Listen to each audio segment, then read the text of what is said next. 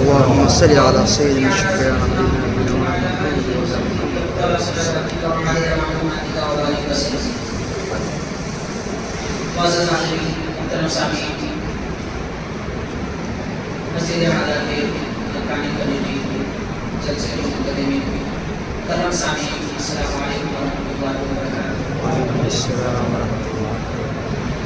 بڑی خوش نصیبی کی بات ہے کہ اللہ تبارک و تعالی نے ہمیں ماہ ربیع الاول کا مہینہ دوبارہ اپنی زندگی میں عطا فرمایا۔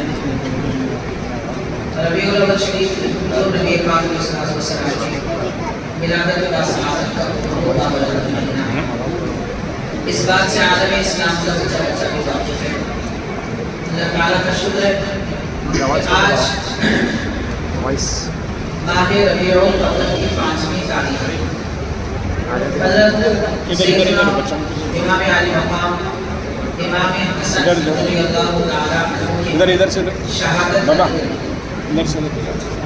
حضرت حاضرین، ماہ ربیع الاول کی مناسبت سے پہلے حضور پاک علیہ السلام نے عظمت و شان اور آپ سے ہمارے اپنے تعلق کے متعلق چند باتیں میں آپ کے روشن گزار کروں گا کہ امام علی مقام امام حسین رضی اللہ تعالیٰ عنہ سیرت طیبہ انشاءاللہ مختصر انداز میں بیان کرنے کی کوشش کریں۔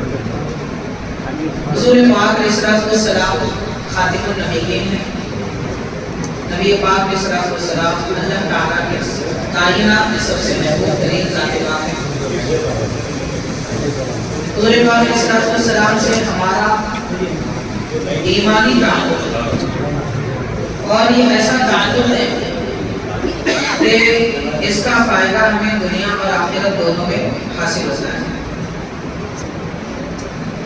آج اگر دنیا بھر میں اسلام باقی ہے، مسلمان باقی ہے اور عبادتیں کی جا رہی ہیں، اذانیں دی جا رہی ہیں، تو یہ صرف اس وجہ سے ہے کہ نبی کریم علیہ السلام کے تعلق اور آپ کے نور کے سبب اور آپ کے نبوت کی برکتوں کی وجہ سے۔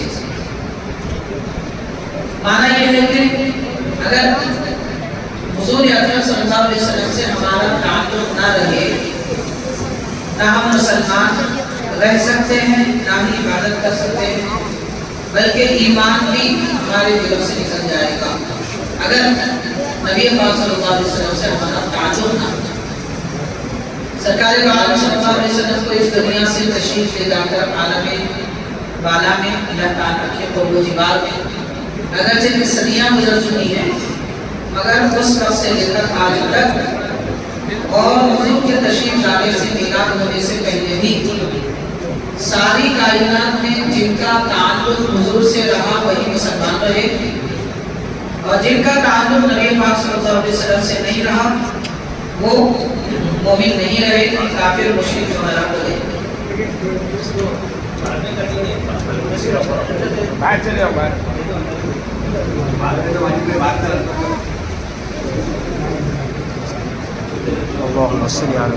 حاضرین کرام، سرکار عالم علیہ السلام سے ہمارا ایمانی تعلق ہے۔ اب یہ تعلق کس قسم کا ہے، اس کے چند باتیں پہلے میں آپ کے روشن گزار کروں گا تاکہ ہم کو بھی احساس ہو کہ واقعتاً ہم کتنی بڑی نسبت اور کیسی عظیم نعمت اپنے پاس رکھتے ہیں، اس کا ہم کو احساس نہیں۔ ہم نے یہ سمجھ رکھا ہے کہ صبح شام رات میں سو جانا، دن میں جاگنا اور دنیا کے کام میں مصروف رہنا، اور بس اتنی ہی زندگی ہے، اس کے بعد کوئی اور زندگی کا کوئی کام نہیں۔ حاضرین کرام، ہماری زندگی دراصل اسلام کی زندگی ہے، ایمان کی زندگی ہے۔ اس کے سوا زندگی کا کوئی تصور ہی نہیں، اس کے سوا کوئی زندگی کا تصور نہیں۔ سرکار عالم علیہ السلام کے متعلق حضرت امام ربانی مجدد احسانی شیخ احمد سرہندی فاروقی رحمۃ اللہ علیہ آپ یہ ارشاد فرماتے ہیں کہ سارے جہاں میں نے دیکھا ہے کہ حضور نبی پاک علیہ السلام کی نبوت کے انوار اور اس کی روشنیاں پھیلی ہوئی ہیں، اور جہاں جہاں نبی پاک صلی اللہ علیہ وسلم کے ادوار نبوت ہے وہاں وہاں اہل اسلام اور اسلام باقی ہے۔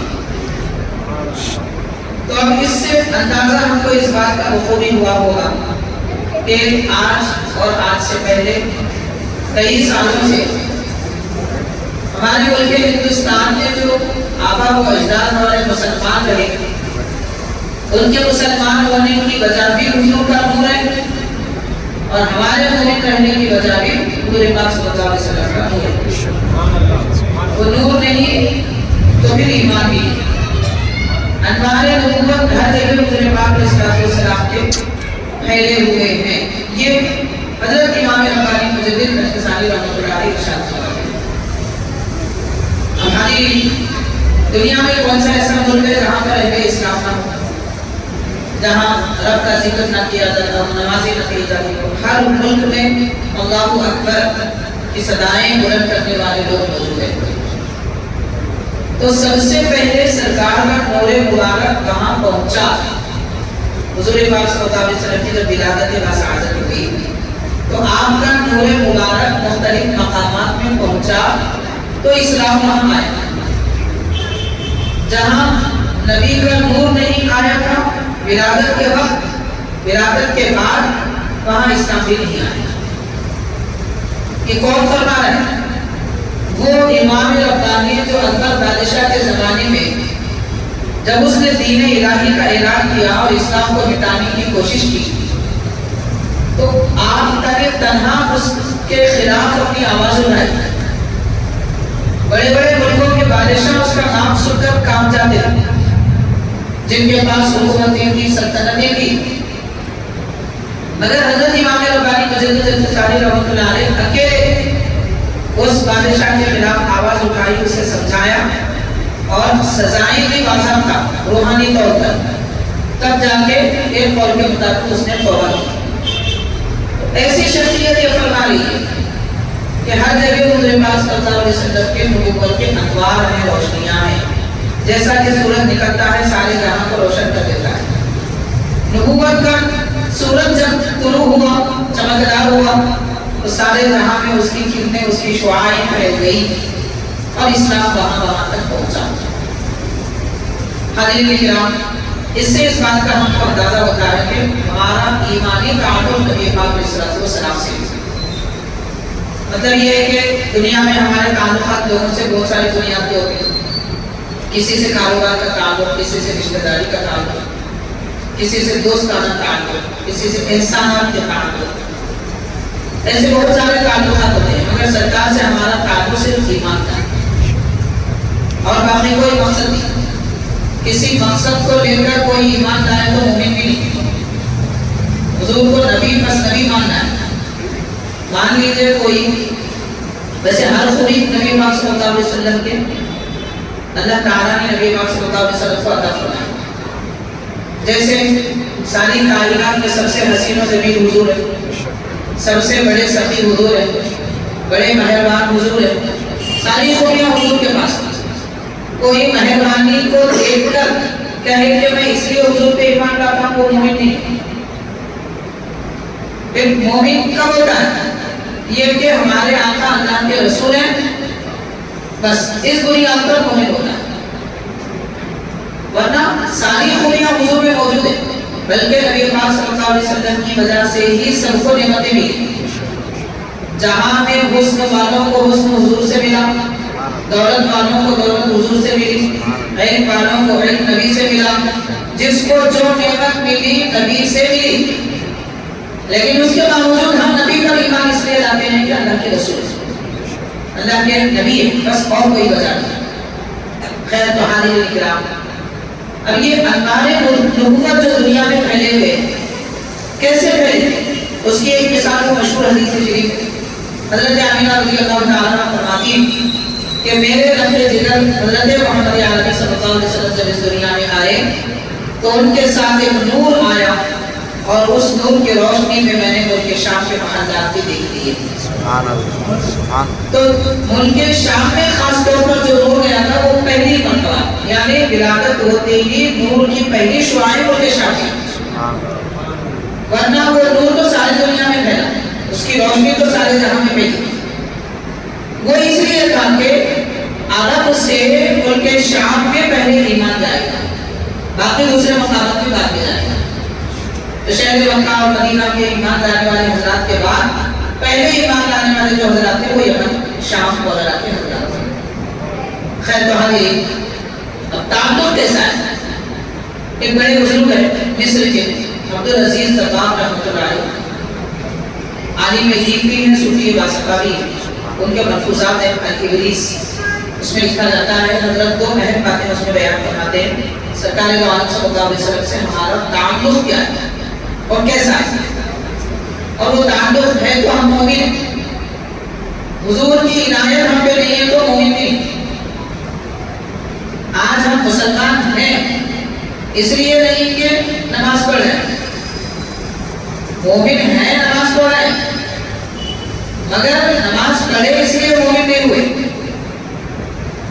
مومن ہیں روزہ رکھتے ہیں مگر روزہ رکھے اس لیے مومن نہیں ہوئے.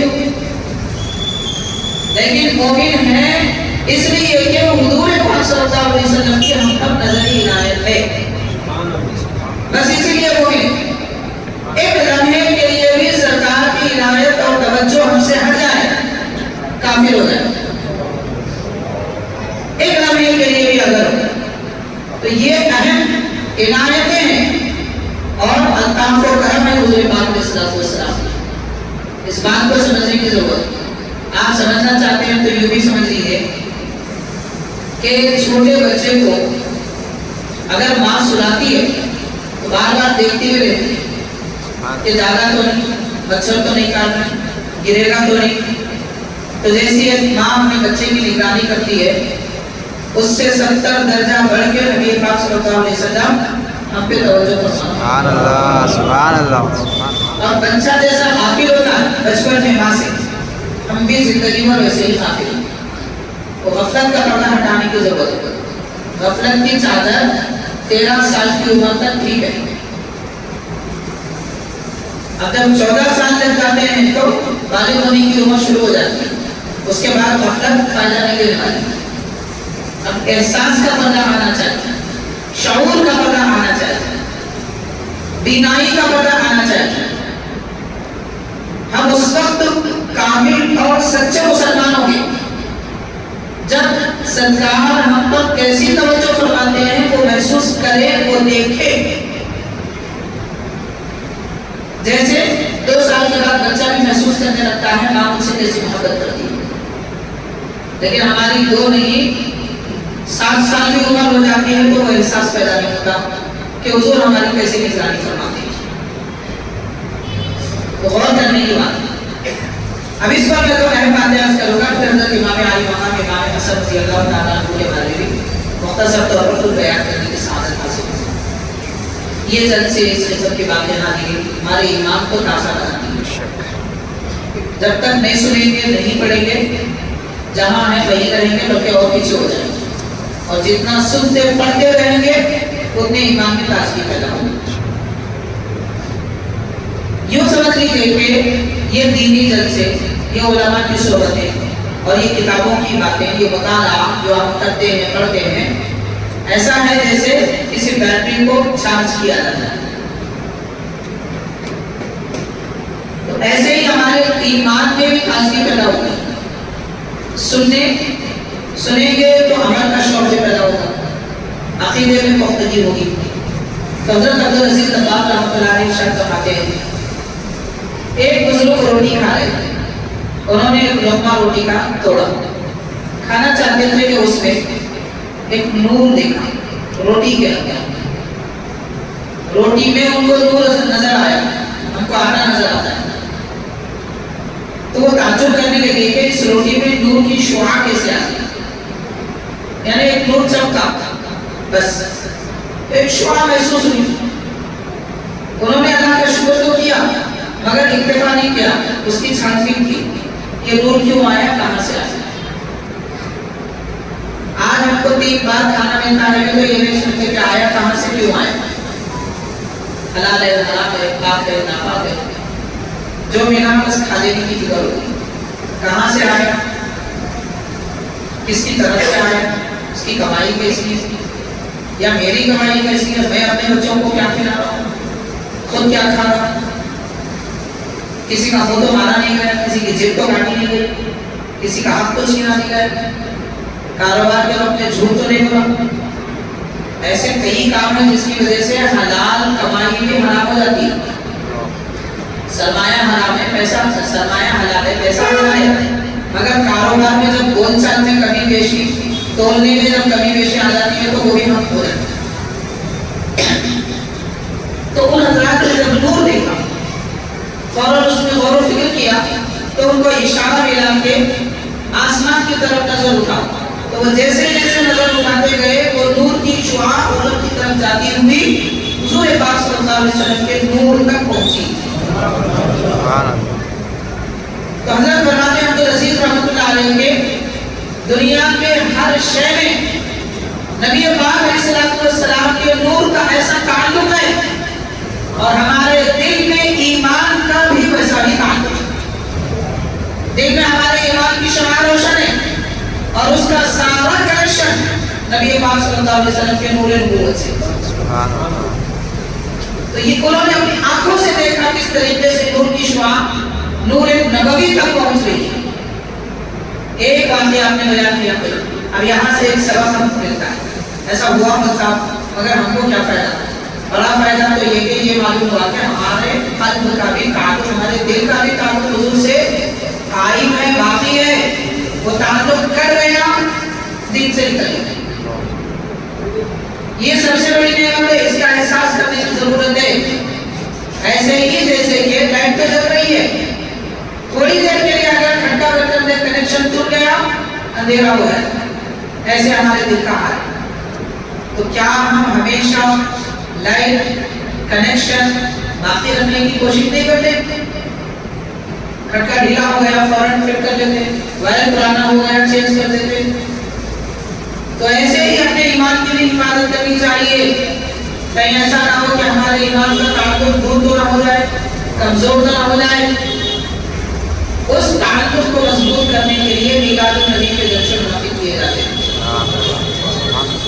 اور مگر میلاد کے جلسے کا مطلب بھی ٹھاٹا ہنسی مذاق روڈ شو، یہ میلاد نہیں ہے جناب. یہ تو ظلم ہے، یہ تو ظلم ہے. یہ ایسا ہی ہے جیسا کہ لوگوں نے مان اللہ شراب کا نام شربت رکھ کے پینا شروع کر دیا. اتنا مقدس نام میلاد، تو میلاد کا نام رکھ رہے ہیں مگر نبی کے کام ہو رہے ہیں. اب ایک اور واقعہ بیان کرنا ہے حضرت عبدالعزیز رحمۃ اللہ. علماء اکرام کے اس زمانے میں مصر میں بڑی مجلس تھی، 400 سال پہلے کی بات. تو ایک بڑے عالم دین نے اعلان کیا کہ ہمارا ایمان حضور سے ہے، ہمارا ایمان نبی پاک صلی اللہ علیہ وسلم. بات مختصر تھی، علماء کی بڑی مجلس تھی، سب نے تسلیم کیا، مانا کہ واقعات ایسا ہی ہے. کیونکہ وہ ہم جیسے اندھے لوگ نہیں تھے، ان کی آنکھیں تھیں، ان کو نظر آتا تھا ہمارے ایمان کا تعلق حضور سے کیسا ہے، دکھتا تھا. ہم کو سنانا پڑتا ہے، بتانا پڑتا ہے. یہ فرق ہے ان میں اور ہمارے. مگر ایک ایسا نہیں ہے کہ ایک آدمی کا اس نے کہا کہ میں حضور کو حضور مانتا ہوں، حضور پر ایمان رکھتا ہوں، مگر میرا ایمان اللہ سے. اس نے یہ کہا تو وہ عالم دین نے ارشاد فرمایا اگر یہ بات اس وقت بھی اگر تو اپنے دل سے کہے، وہ فرما رہے میں دیکھ رہا ہوں کہ تیری زبان کے لیے دل مائل نہیں ہے، اگر تو اپنے دل سے کہے گا تو اسی وقت کافر ہو جائے گا. اب جو شیطان کبھی کو اکسا دیتا ہے اس کو بھی بہکا دیا. اب اس طرح کے لوگوں کا بہکنا ہمارے لیے نصیحت ہے. ویسے لوگ نہیں بہکتے، وہ واقعہ آپ کو معلوم نہیں ہوتا، تو ہم بھی یہ بات کہہ نہیں سکتے تھے مگر اللہ، کیونکہ معلوم احساس نہیں ہے تو وہ بھی کہہ دیتا ہے. تو اس نے کہا کہ ہاں میں اپنے دل سے کہتا ہوں مان اللہ کہ میرا ایمان حضور پر ہے، مگر ایمان میرا اللہ سے ہے، نبی سے نہیں ہے. یہ کہنا کا اسی وقت ایک سلیب وہاں رکھا ہوا. عیسائی جس کو مانتے اس سلیب کو صدا کرتے ہیں. ایمان دل سے نکل گیا اور بت پرست ہو گئے، سلیب پرست ہو گئے. تو لفظ صرف کہا کہ میرا تعلق نہیں ہے، بھی تھے. آج کل ہم دن رات میں کتنی مرتبہ کیا کیا ایسے الفاظ کو کشیدگی ادا کرتے ہیں, ہم کو معلوم بھی نہیں ہے کہ ہم کیا غلط کہہ رہے ہیں کیا صحیح کہہ رہے ہیں. اس لیے بولیں گے بھی تو سوچ سمجھ کے بولنا چاہیے, سنیں گے بھی تو صحیح لوگوں کی بات سننی چاہیے.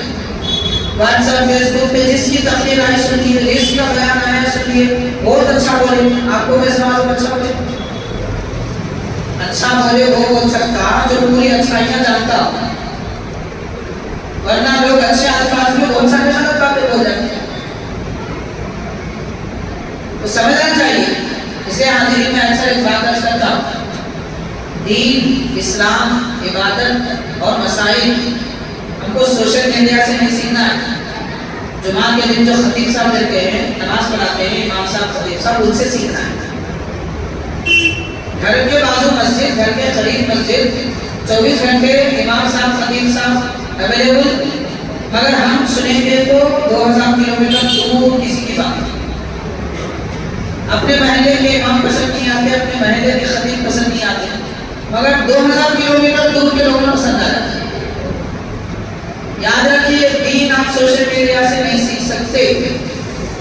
دین صرف سننے پڑھنے سے نہیں آتا, دین صحبت سے آتا ہے. صحبت کے ساتھ علم ہو تو فائدہ ہے, صرف ایک فائدہ بخش نہیں, علم صحبت کے ساتھ ہونا. سمجھنے کے لیے آپ اتنی بات سمجھ لیجیے, اللہ تعالیٰ نے قرآن مجید نازل فرمایا. لوگوں سے یہ تھوڑی فرمایا کہ قرآن مطلب دینا ہے تم پڑھ دو, بلکہ یہ فرمایا تم قرآن سیکھنا ہے تو میرے نبی کے پاس. سبحان اللہ, سبحان اللہ. صحابہ کو صحابہ اس لیے کہتے ہیں کہ دنیا میں حضور کے ساتھ ایسا رہے کہ کوئی کسی کے ساتھ نہیں رہا. سبحان اللہ. اس لیے ان کو صحابی کہتے ہیں. تو صحبت اصل بنیاد ہے. دین سیکھنے کے لیے علماء اور جاننے والوں کی صحبت کی ضرورت ہے. سوشل میڈیا سے آپ کو دین نہیں مل سکتا, گمراہی مل سکتی. خیر بہانی کرام, یہ ہمارے آقا نبی کریم علیہ السلام سے ہمارے تعلق کے بارے میں چند باتیں ہم نے آپ کے روشن بتائی. نبی کریم رحمۃ للعالمین صلی اللہ علیہ وسلم نور ہیں, نور کی شعاعیں ہوتی ہیں, نور کے انوار ہوتے ہیں, نور کے تعلقات ہوتے ہیں. ان تعلقات کو مد نظر رکھتے ہوئے اب امام حسن رضی اللہ تعالیٰ عنہ سے حضور پاک صلی اللہ علیہ وسلم کا نورانی تعلق بھی ہے, جسمانی تعلق بھی ہے. کہ امام حسن حضرت سیدہ کائنات فاطمہ رضی اللہ تعالیٰ عنہ کے شہزادے حضور پاک علیہ السلام کے نواسے ہوئے, اور نورانی تعلق کہ امام حسن اللہ کے نبی کو نبی مانتے ہیں اور حضور کے ذریعے ان کو ایمان ملا. یہ نورانی تعلق. نورانی تعلق ایک ایسا ہوتا ہے جو نظر نہیں آتا, اور ایک ایسا ہوتا ہے جو نظر آتا ہے. تو حضرت امام حسن رضی اللہ تعالیٰ عنہ کے پاس نورانی تعلق نظر آنے والا بھی تھا, نظر نہ آنے والا بھی تھا. تو نظر آنے والا نورانی تعلق کیسا ہے؟ مستدرک حاکم کی حدیث شریف ہے, حضرت امام حسن رضی اللہ تعالیٰ عنہ نماز عشاء کے بعد مسجد میں, کم عمری کا دور ہے, اس زمانے میں مسجد میں بیٹھے ہوئے تھے, اور بچے جیسے اپنے کام کے کھیل کود میں رہتے ہیں ویسے ہی تھے. حضرت ابو ہریرہ رضی اللہ عنہ فرماتے ہیں حضور نبی پاک علیہ السلام مجھ سے کچھ ارشاد فرما رہے تھے, وقت بہت زیادہ ہو گیا, رات زیادہ اندھیری ہو گئی. امام حسن آئے اچانک اور کہنے لگے میں اپنی والدہ کے پاس جاؤں گا. حضرت ابو ہریرہ عرض کرتے ہیں حضور میں چھوڑ کے آؤں. تو پیارے آقا نے فرمایا کہ نہیں, بس اتنا کہنا تھا. اس درمیان میں آسمان سے نور اترا اور اس کی روشنی آگے بڑھتی رہی. امام حسن پیچھے پیچھے اپنے گھر پہنچ گئے. تو امام حسن وہ نور ہیں کہ ان کے راستے زمین پر طے کرنے کے لیے بھی آسمان سے نور اترتا ہے.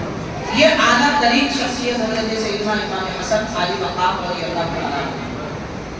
معزز حاضرین, حضرت امام حسن رضی اللہ تعالیٰ عنہ کی ولادت ماہ رمضان المبارک میں ہوئی, اور آپ کا وصال, آپ کی شہادت ماہ ربیع الاول کی 5ویں تاریخ کو, جو دن گزر چکا ہے. مغرب کے بعد بھی 6واں دن لگ چکا ہے. تو یہ 6 ربیع الاول شروع ہو چکی ہے. 5ویں ربیع الاول جو آج کا دن گزرا ہے وہ حضرت امام حسن رضی اللہ تعالیٰ عنہ کی شہادت ہے. حضرت سیدنا امام حسن رضی اللہ تعالیٰ عنہ آپ کے بچپن کے بھی بے شمار حالات اور واقعات ہیں, اور آپ کی جوانی کے بھی حالات ہیں. ان میں ایک واقعہ بڑا مشہور ہے.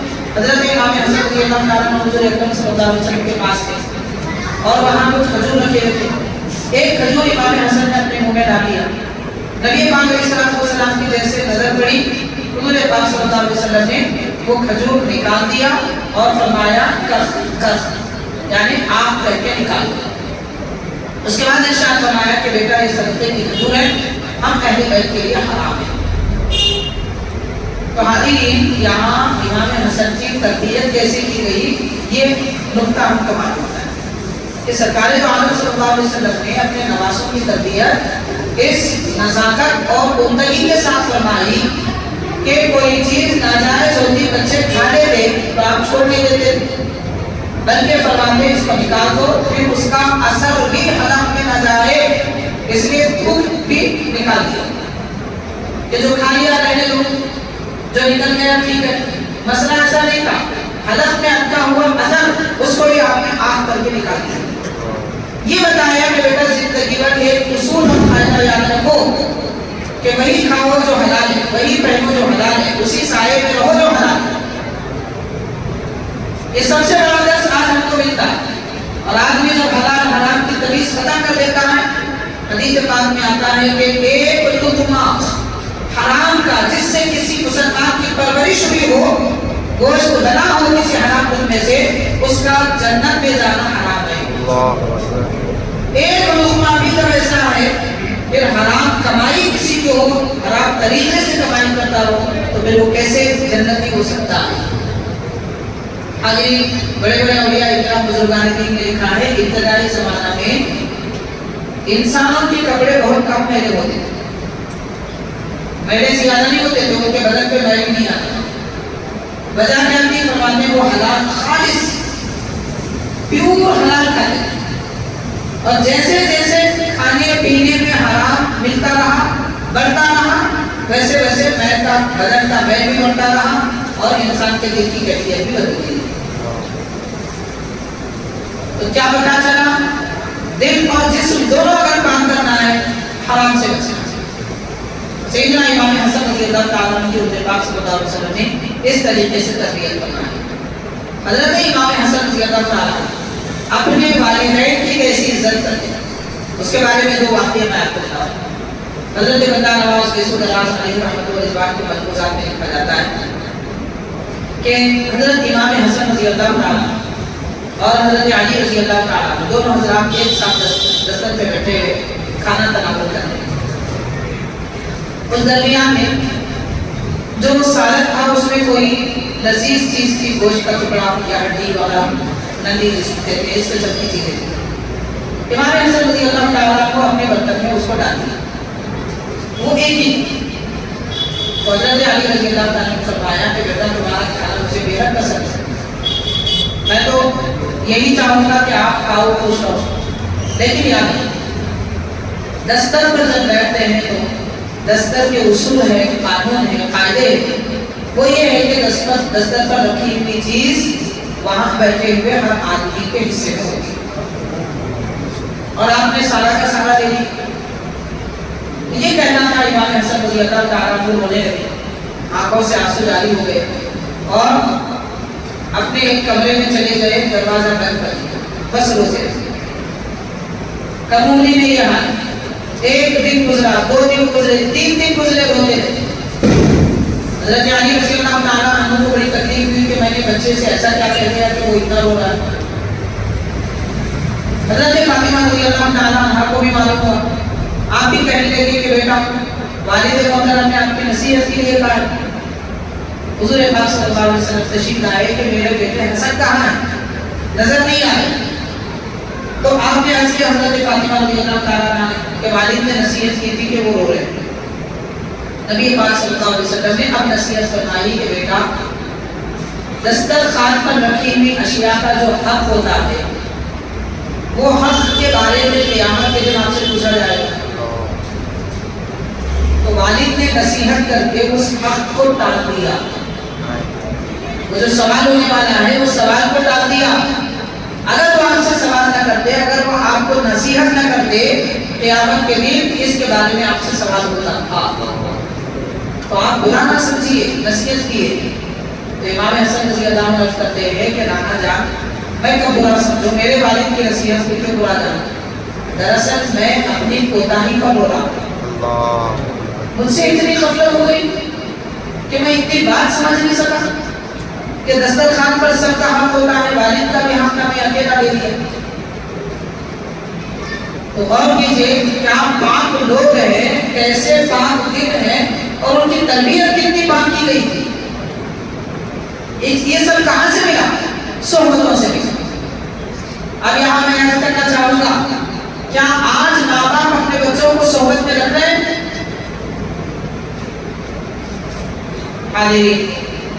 सुबह होते ही बच्चे को उठा देना, सूरज निकलने के बाद जल्दी जल्दी तैयारी करा देना, टिफिन करा देना, किताबों का बस्ता दे देना, स्कूल छोड़ देना, शाम 4 बजे फिर वापस आ जाना, आधे घंटे में खाना खिलाना, फिर ट्यूशन, फिर 8 बजे बच्चा ट्यूशन से आ जाता, उसको खाना खिला देना, सुला देना। अब आप बताइए बच्चा माँ बाप के साथ कितनी देर है और बुत परस्ती करने वालों के साथ कितनी देर है? फिर उस पर किसकी सोहबत का असर होगा? माँ बाप की सोहबत का असर होगा या बुत परस्तों का असर होगा? माँ बाप की सोहबत का असर होगा या फिर स्कूल में जो खैरों के तराने सुनाए जा रहे हैं, त्योहारों की बातें सुनाई जा रही है, उसका असर होगा? हमारे बच्चे ने तो फजर की अज़ान की आवाज तो नहीं सुनती, मगर स्कूल जाकर सूर्य नमस्कार जरूर सुनता है। किस बात का असर होगा हमारे बच्चे पर? तरबियत के लिए सोहबत हसन बुनियाद है। जितना माँ बाप अपने बच्चों को अपने साथ रखेंगे, बच्चे अपने जैसे होते हैं। आज वो छोड़ दिए इसलिए बच्चे माँ बाप के जैसे नहीं। आदत नहीं, अखबार नहीं मालूम कहाँ से डाली है, कौन सी गली से पकड़ के डाली, ना बाप की आदत, ना दादा की आदत, ना माँ की आदत, ना नानी की आदत, कुछ नहीं है। खानदान में कोई नहीं है, वैसे नहीं आदत है आगे बच्चों के पास, सब परेशान है, ये कहाँ से आ गया? जिनके पास बिठाए थे वो क्या पास से आए? सोहबत कैसे दी जाती है, तरबियत कैसे की जाती है, ये भी समझ मिलता है हज़रत इमाम हसन रज़ियल्लाहु ताला के अंदाज़े दिलियाज़ादी से।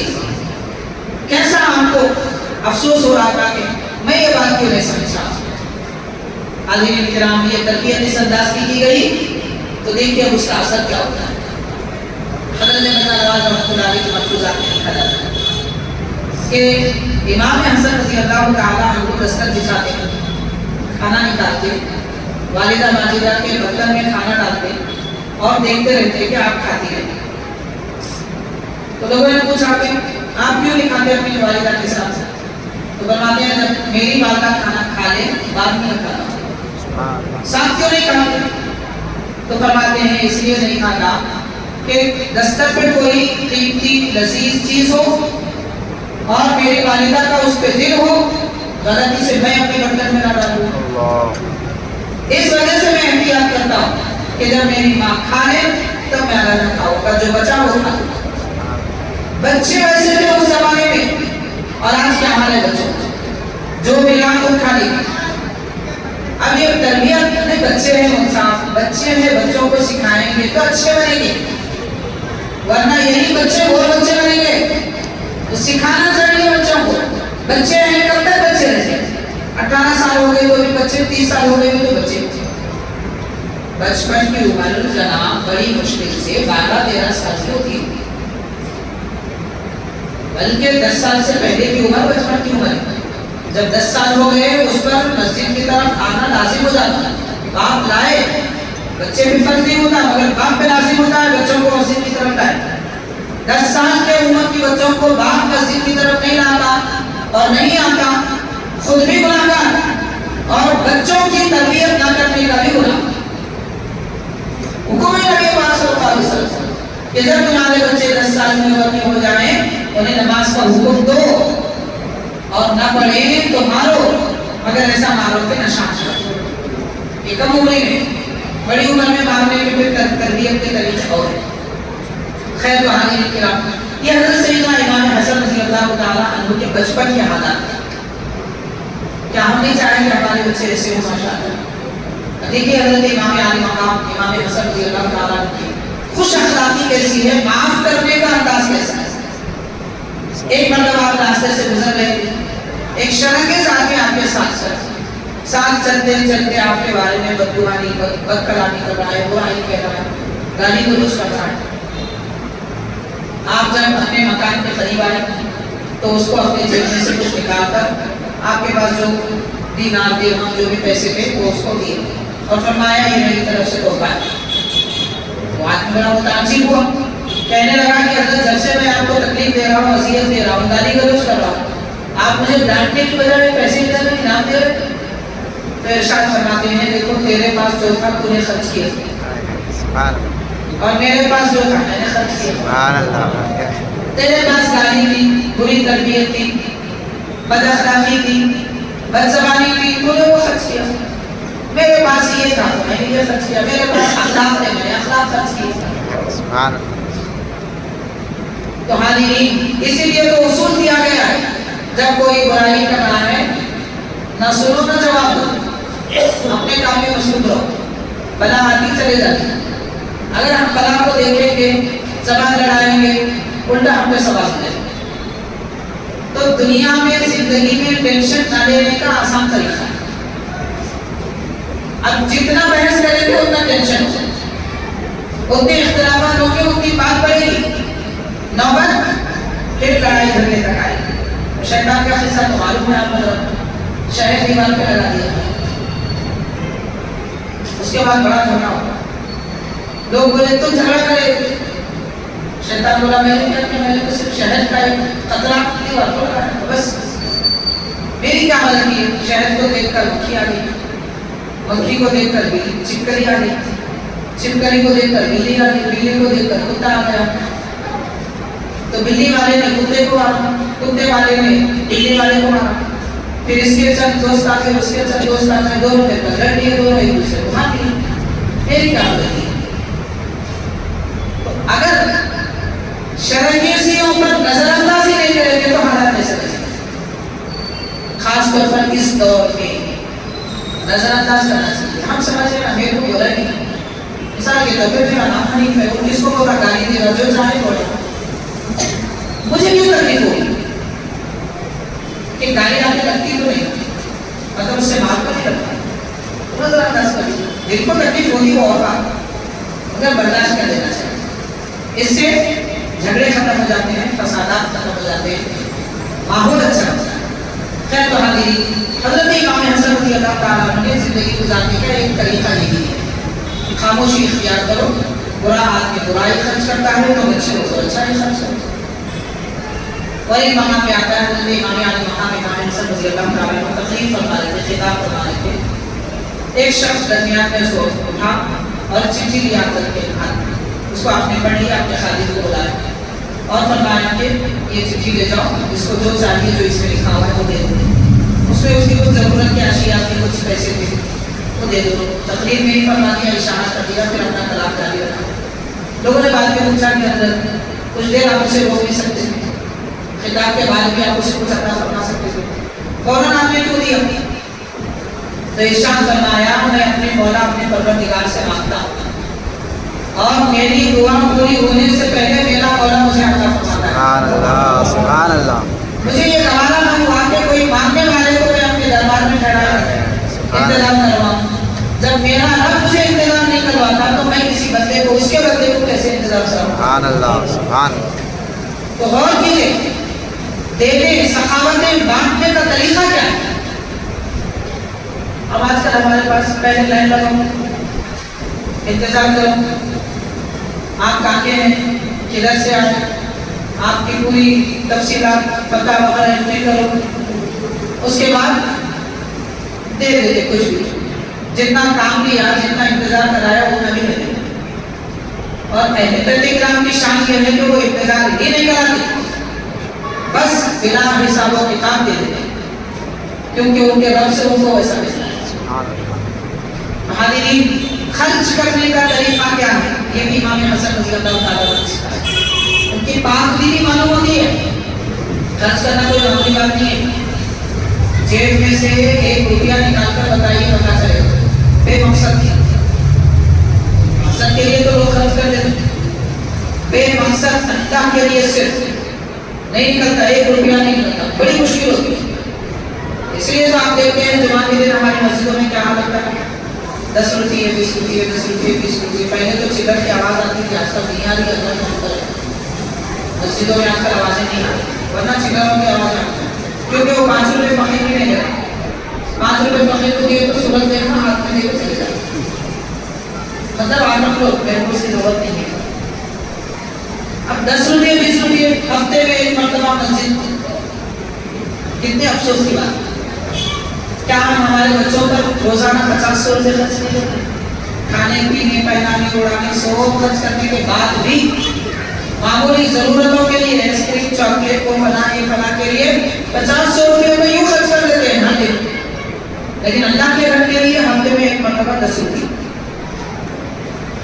بڑے افسوس کی بات ہے جناب۔ یہ رونا ہے ہمارے قوم کا، ابھی کس کو سنا ہے؟ اب اس کے خیال میں آپ بولیے پارٹی کرنا ہے، ابو کر لیتے میں گوشت ڈال دیتا ہوں، چاول ڈال دیتا ہوں، فلاں کر لو، مسجد کو دینا ہے، مدرسے کو دینا ہے، ارے ایک تو کیا ضرورت ہے؟ فرشتے ہیں پورے، کھانے پینے کی ضرورت ہے کیا مسجد والوں کو مدرسے والوں کو؟ اس لیے 10 روپے دیتے 30 روپے دیتے۔ یہ بڑے افسوس کی بات ہے۔ امام حسن رضی اللہ تعالیٰ لوگوں کو سخاوت کرنا سکھایا کہ کس طریقے سے دیا جاتا ہے، جو مانگے وہ عطا فرمایا بغیر کسی کافر کے عطا۔ حضرت امام حسن رضی اللہ تعالیٰ عنہ نہایت دور سمجھتا، اور وہ سمجھداری آج ہمارے اندر پیدا ہونے کی ضرورت ہے۔ وہ سمجھداری اگر امت مسلمہ میں ہوتی نا، فضول خرچیاں کبھی نہیں کرتی۔ سب سے بڑی نادانی کی بات ہمارے پاس، ہماری قوم میں، خاص طور پر ہماری قوم میں فضول خرچی، بے حد اسراف، ایک پیسے کا فائدہ نہیں، 1 لاکھ روپے خرچ کریں، 1 پیسے کا فائدہ نہیں، صرف خواہش پوری ہوتی ہے، صرف اچھا دکھتا ہے، بس اچھا دکھتا ہے، اچھا دکھنے کے لیے لاکھوں روپے خرچ کرتے ہیں، مگر اچھا بننے کے لیے 1 پیسہ خرچ نہیں کرتے، مطلب دکھانے کی زندگی۔ شادیوں میں فضول خرچی، دعوتوں میں فضول خرچی، جہاں دیکھو فضول خرچی۔ اللہ تعالیٰ نے دولت دی ہے، بچت کرنا سیکھا، اور بچت اپنی ذات کے لیے، خرچ دین کے لیے، اپنی ذات کے لیے بچت، دین کے لیے خرچ، غریب کے لیے خرچ، ضرورت مند کے لیے خرچ۔ حضرت عبداللہ ابن مبارک رحمۃ اللہ علیہ بڑے صوفی بزرگ عالم دین محدث ہیں، آپ نے تجارت میں اپنے پیسے ڈال دیے تھے، ماہانہ کو 100 درہم دیتے تھے نفع، تو آپ 90 درہم ایک سیکھنے سکھانے والوں پہ خرچ کرتے تھے، 10 درہم اپنے گھر میں خرچ کے لیے رکھتے تھے۔ آپ بولیے کیا اس کا الٹا تو ہم کر رہے ہیں؟ کم از کم 100 روپے کمائیں گے تو 10 روپے دیں، 10,000 روپے کمائیں گے تو 1,000 دیں، 1 لاکھ روپے کمائیں گے تو 10,000 دیں، اس کا الٹا بھی ہم کرنے کا ہے۔ تو بڑے سمجھدار انتہائی عقل مندی کی ہم کو ضرورت ہے۔ حضرت امام حسن رضی اللہ تعالیٰ عنہ کے پاس وہ شخص لایا گیا جس نے حضرت سیدنا علی رضی اللہ تعالیٰ عنہ کو آپ پر حملہ کیا تھا اور آپ کو شہید کیا، نماز کے وقت میں خنجر بولا۔ اب دیکھیے کہ بیٹے کے پاس باپ کا قاتل آئے گا، کتنا غصہ آئے گا۔ امام حسن رضی اللہ عنہ فرماتے ہیں قاضی کے پاس اس کو بھیج دیا جائے، قاضی نے جو فیصلہ کیا وہ نہیں کو بولے۔ آپ کو خلیفہ امام حسن رضی اللہ تعالیٰ مگر جج کے پاس بھیج دیا، اور اس کے بعد اس نے کہا، وہ جو مجرم تھا کہنے لگتا ہے حضرت میں آپ سے کچھ کہنا چاہتا ہوں، تو آپ نے فرمایا کہ ہاں کہو۔ اس نے کہا نہیں میں کان میں کہنا چاہتا ہوں، تو امام حسن نے فرمایا میں سننا نہیں چاہتا، اگر تمہیں کچھ کہنا ہے تو جہاں ہو وہیں سے کہو۔ آپ نے مگر اس کی بات نہیں سنی، اسے لے جانے گئے۔ مجلس میں شریف لوگوں نے کہا کہ حضرت آخری اس کی کچھ خواہش تھی، آپ نے وہ بھی پوری نہیں کی، ساری دنیا کے لوگ پوری کرتے آپ کے خواہش، مگر آپ نے اس کی بات نہیں مانی۔ تو آپ نے فرمایا وہ مجھے تکلیف دینا چاہتا ہے، میرے قریب آ کر کان میں کچھ کہنے کے بہانے میرا کان کترنا چاہتا ہے، اس لیے میں نے اسے دور رکھا۔ تو حاضرین اس کو کہتے ہیں زندگی فراست۔ جب دل کا نور روشن ہوتا ہے تو لوگوں کے دل کے ارادے بھی ظاہر ہوتے ہیں۔ تو امام حسن کے دل کا نور روشن تھا، اس لیے اس بدبخت نے کیا سوچا تھا آپ نے وہ جان دیا، چہرے کے تغیر سے پتہ چلتا ہے آدمی کیا کرنا کیا کہنا چاہتا ہے. یہ کیفیت کی حضرت امام حسن رضی اللہ عنہ. حاضرین اور ایک واقعہ بیان کیا ہے. حضرت امام حسن رضی اللہ تعالیٰ عنہ بڑی عظمت اور شان کا لباس پہنے ہوئے. ویسے یہ حضرات پرانی چادریں بھی اوڑھتے تھے, کبھی عمدہ لباس بھی پہنتے, دونوں باتوں پر عمل کرتے. ایک یہ کہ سادگی اختیار کرو, دوسرا یہ کہ اللہ نے جو نعمت دی ہے وہ نعمت کا اثر نظر آئے. حدیث شریف ان اللہ یحب ان یرا اثر نعمته علی.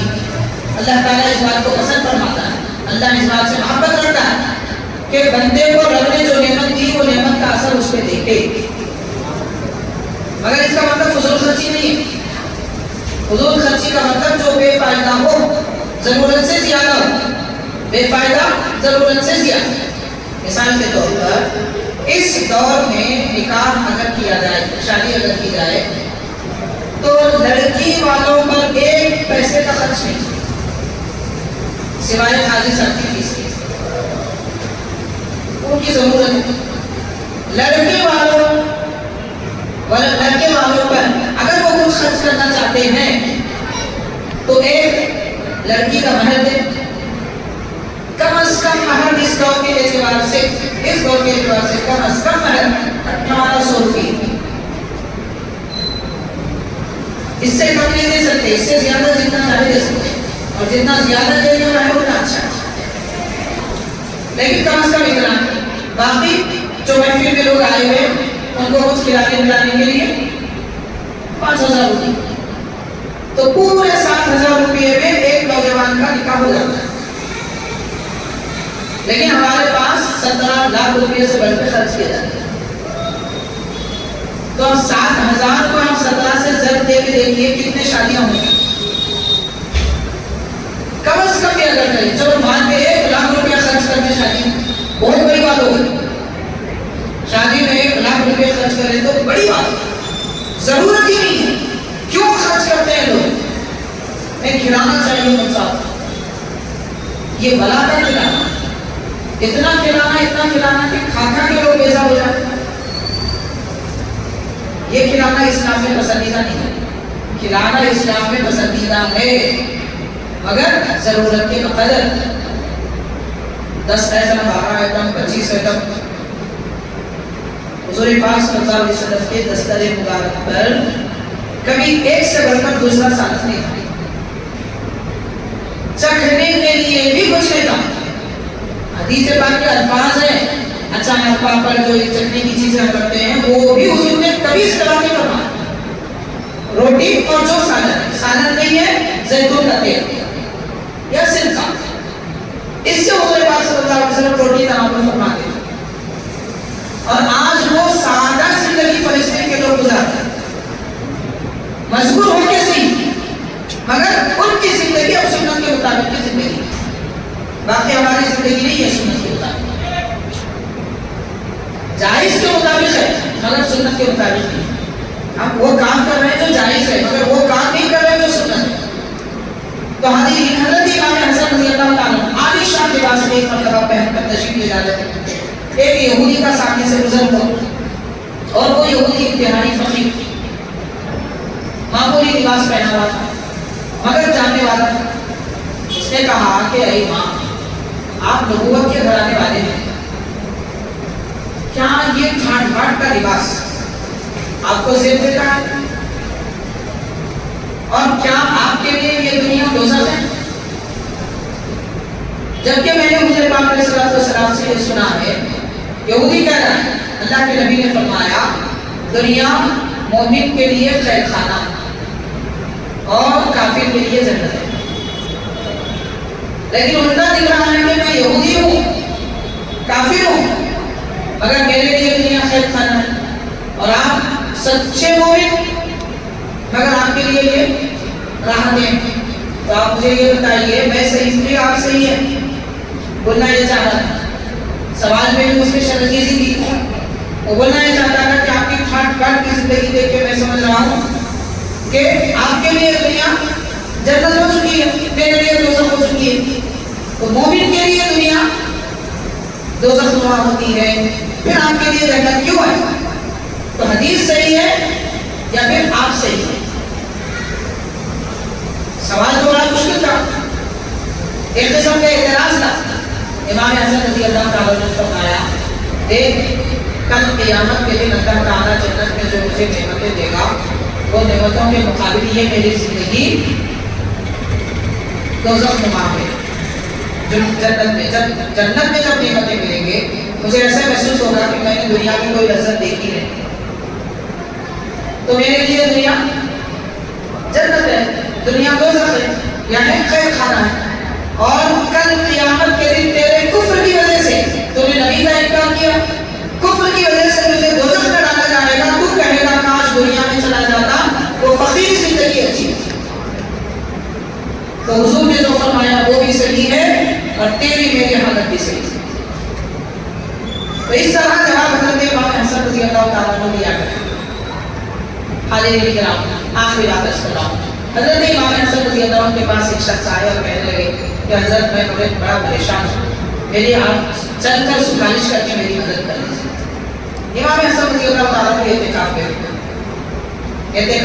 کی حالت میں، تو آپ نے فرمایا اعتکاف کی حالت میں مسجد کے باہر نکلنا درست نہیں ہے، لیکن آپ مسجد کے باہر نکل گئے، اس آدمی کی جو ضرورت تھی پوری کی، سفارش کرنا کر کیا، اس کا مسئلہ جو بھی تھا اس کو حل کر دیا، پھر اس سے فرمایا کسی مومن کی مدد کے لیے قدم بڑھانا ایک دن کے اعتکاف سے بھی افضل ہے۔ یہ راز امام حسن کی زندگی کا کاش ہماری قوم سمجھ جاتی، نہیں ہمارے پاس راستے میں کانٹے بچھائے جاتے ہیں، پیٹ کے پیچھے سے سبقت مانے جاتے ہیں، تو تہمتیں باندھی جاتی ہیں، اچھے خاصے کاروبار کو بگاڑنے کے لیے لیمو بھلا بھی ڈالے جاتے ہیں، جس کام کی کوئی ضرورت نہیں اپنے حلال کمائے حرام پہ لگا دیتے ہیں، کوئی دوسرا پسند نہیں آتا، اس کا کاروبار بہت اچھا چل رہا ہے، اس کو جا کے کرا دینا کہتے ہیں۔ اب وہ کرنے والا آدمی بھی بولتا میرے پاس اور ایک نیا شکرا ہے، اب اس کو کاٹتے رہو، ہر تھوڑے دن میں بلاتا پیسے وصول کرتا، اور کچھ تو بھی تھوڑی دیر کے لیے اچھی چیز دکھنے والی کر دیتا کہ سوچ کہ میرا دشمن خراب ہو رہا ہے، دشمن خراب نہیں ہو رہا ہے، خود خراب ہو رہا ہے، خراب تم ہو رہا ہے۔ تو مومن کی مدد کے لیے قدم بڑھانا بھی اعتکاف سے افضل ہے۔ نفل اعتکاف کی بات کی جا رہی ہے، واجب یا پھر رمضان کے اعتکاف کی یہ بات نہیں ہے، رمضان کا اعتکاف سنت مؤکدہ ہے۔ عام دنوں میں کوئی اعتکاف کرنا چاہتا ہے مسجد میں ایک دن بیٹھنے سے اچھا ہے کہ کسی غریب کی مدد کرو، کسی کا بوجھ اٹھاؤ، کسی کے راستے صاف کرو، کسی کی زندگیاں خوشگوار کرو۔